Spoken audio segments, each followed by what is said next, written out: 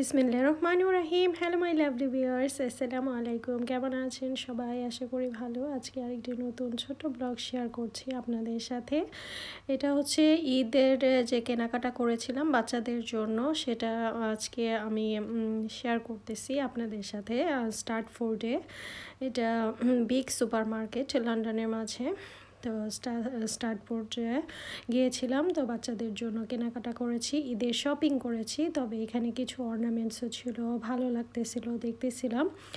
আজকে বাচ্চাদের জন্য কিনবো, বাচ্চার বাবার জন্য কিনবো। আমি অবশ্য কিনে ফেলেছি অলরেডি। তো আজকে তাদের জন্য চলে আসলাম। বাচ্চারাদের যেহেতু স্কুল ছিল, সেজন্যই তাদেরকে নিয়ে আসি নাই, আর আমরা দুজনে চলে এসেছি।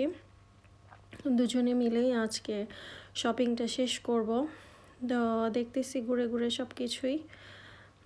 আলিফের আব্বু প্রথমে জুতোর দোকানে ঢুকে পড়েছে, সে জুতো দেখতেছে। ছেলে মানুষ মনে হয় একটু জুতা বেশি পছন্দ করে, আই ডোন্ট নো। আমার হাজব্যান্ড একটু বেশি পছন্দ করে, সে তার জুতার প্রতি আকর্ষণ বেশি। জুতা থাকতেই আবার আরেক জোড় কিনতে হবে। আমি জানি না কার কার এরকম হয়। অনেকের হাজব্যান্ডেরও হয়তো বা অনেক দিক দিয়েই পছন্দ থাকে, আমার হাজব্যান্ডের শুধু জুতার দিকে আকর্ষণটা বেশি থাকে। এখন আমরা চিন্তা করতেছি আগে বাচ্চাদের জিনিসটা কিনে তারপরে আলিফের আব্বুরটা কিনবো। আর সে তো কিনতেই চায় না। আসলে আমাদের মার্কেটটা হচ্ছে এরকম, বিদেশে যারা প্রবাসে থাকে তারা সব সময় কিছু না কিছু কেনাকাটা প্রতি মাসে কেনা হয় বাচ্চাদের জন্য। আসলে সে স্পেসিফিক যে ঈদ আসতেছে এখনই কিনতে হবে এমনটা আমাদের না, আমরা প্রায়ই কেনাকাটা করি, সেজন্য আমাদের ওই আগ্রহটা কম থাকে। তবে হাজব্যান্ডকে ছাড় দিব না, অবশ্যই কিনবো। যেহেতু বছরের দুইটা ঈদ আসে, তো বাংলাদেশের মার্কেট দেখে তো আমার মাথা নষ্ট। মানে এত লাখ লাখ টাকার মার্কেট করতেছে মানুষে, দেখাচ্ছে খবরে। দেখে অবশ্য ভালো লাগে নাই। সবারই লাইফে কিছু না কিছু প্রবলেম লেগেই থাকে। সবাই যে লাখ টাকা দিয়েই মার্কেট করতে হবে তেমন না।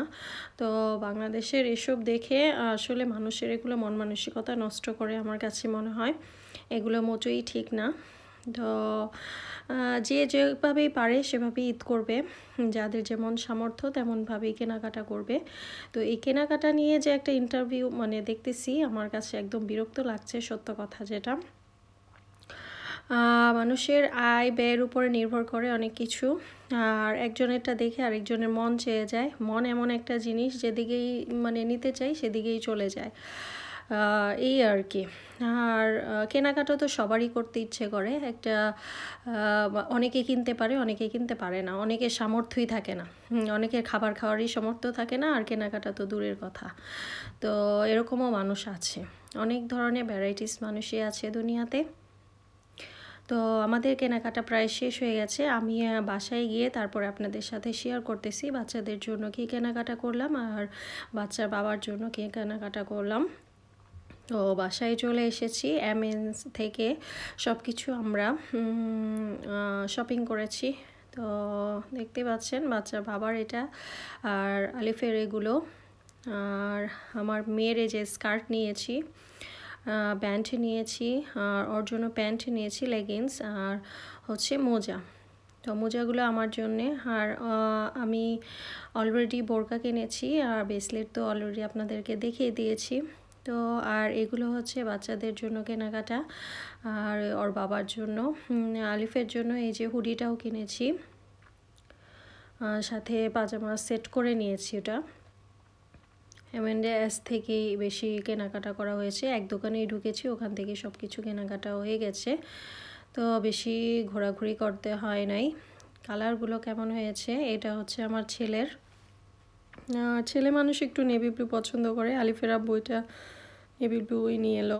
কেমন হলো আমাদের ঈদ শপিং, তো কমেন্ট সেকশানে জানাবেন। আল্লাহ হাফিজ।